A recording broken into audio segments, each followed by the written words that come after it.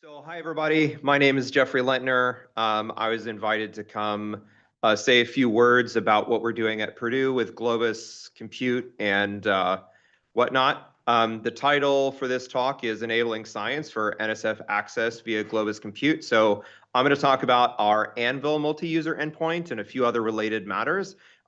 So, the Anvil cluster is part of the National Science Foundation's Access program, and so anybody with access to access can programmatically access our resources. So I'm just down the road at the Rosen Center for Advanced Computing at Purdue University. I am on the scientific applications team, and we do all of the high performance computing and data services essentially for the university. Who am I? I feel like I'm in good company. There's a lot of astronomers in the room. That's awesome. We kind of rule the show here. I've been at the Rosen Center for going on 8 years now on the applications team as a data scientist. But I do all manner of things, including some research software engineering. And I particularly care about workflow automation and workflow development with researchers. So what I'm going to do is speak a bit about that work and how it relates to what we're doing with Globus Compute, and mention the Anvil multi-user endpoint and some of the innovations that I'm trying to bring about. I've spent a little bit of time the last couple of weeks trying to make it work before this talk. That was not successful, but now we have our office hours after this, so maybe by the end of today, I'll be able to do some of the things that I'm going to mention. And then I care about this because of a number of use cases that I collaborate with that, something like Globus Compute and like multi-site load balancing matters to me. So I am an expert at many things, but I feel like I am in a room of experts for Globus Compute. So here's the necessary caveat that probably not the expert here at ParcelFest. First thing is Anvil's multi-user endpoint. We highlighted a lot of this. I spoke for about 5 minutes at Globus World back in April. So this is live, and we're really proud of it. Right now, it's fairly basic, but I think I've got the user. I'm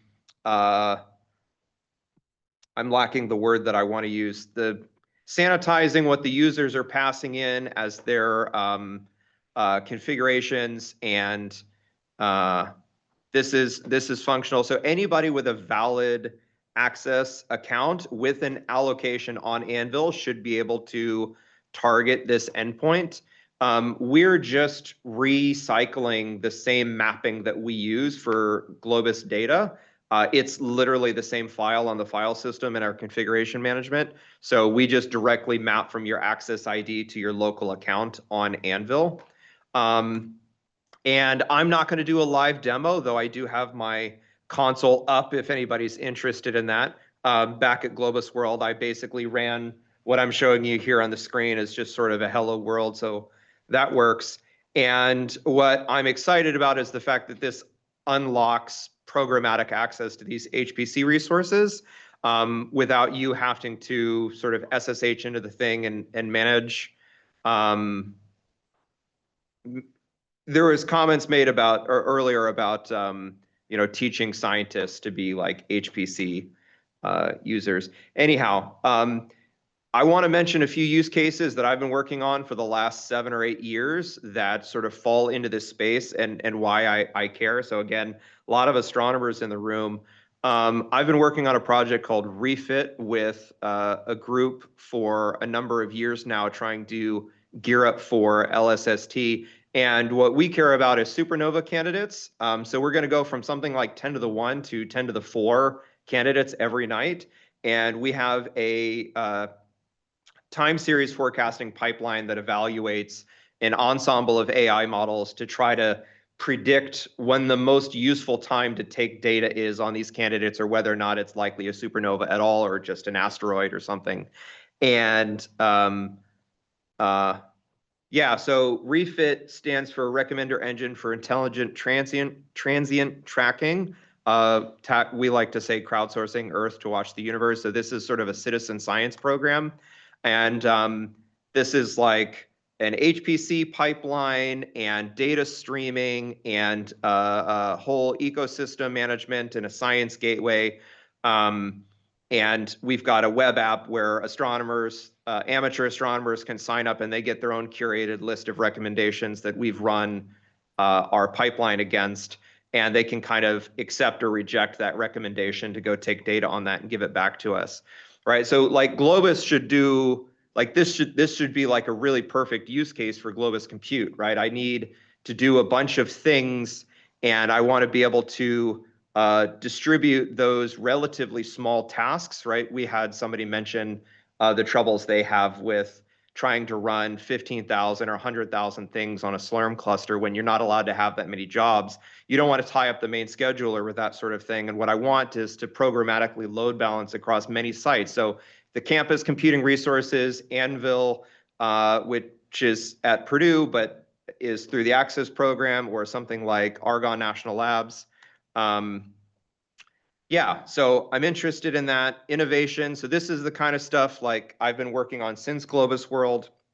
What I'd really like to support my users with is smoothing over some of the serialization challenges. And in particular, what I really, really want to accomplish is programmatic environment management. So wouldn't it be really cool if you're leading a workshop, or we have 2,500 undergraduate students on Anvil trying to run stuff for their data science projects. I don't want to teach all of the HPC stuff and have them create their SSH keys, because we don't use passwords on Anvil, and go get onto Anvil and set up their Python environment and like initialize that, and then they can go say their worker init. Like you can put anything you want in worker init, but wouldn't it be nice if I could just say, hey, I want this Python and I need these dependencies, and then there's some magical default worker init that materializes what you need on the fly based on what you've asked for before the function is evaluated. How am I on time? We got a minute. Okay, cool. One last piece of innovation that I've been talking with some folks about. So like I said, I sort of care about workflows because I've been building my own workflow management system, like task automation system, for the last 6 or 7 years. All the while, Parcel has been a thing. And there's a version of this that sort of integrates with Parcel. And so one bit of innovation that I think would be interesting is to marry the two. So in a nutshell, I've got this entirely other thing that works very similar. It's doing what Parcel does, but from a completely different vantage point, doing not Python functions, but shell commands. So very fancy shell processing, basically. And it does batching over a distributed queue on top of either SQLite or Postgres. So it looks something like this. In this case, I'm taking a bunch of input data files and submitting them to the database that I'm controlling somewhere, probably in my home directory, and then starting up a cluster. So maybe this is running on the HPC resource or somewhere else, and it's dynamically auto-scaling within some size and running those shell tasks for me. That's not the point. The point is Hypershell doesn't do auth. It doesn't do like remote access. It limits itself only to the parts that it cares about, and then piggybacks off of things like Slurm or SSH.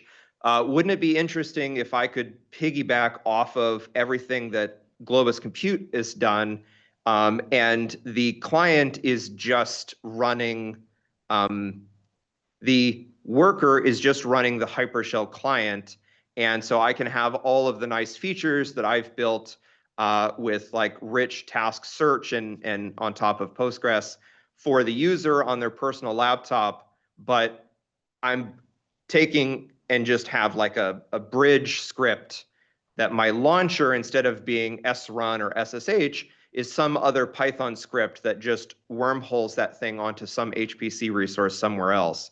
And it's none of my concern anymore. Anyhow, thanks for listening. You can find me You can find me most places at G Lentner. I'll be here the rest of the day. Open to any questions.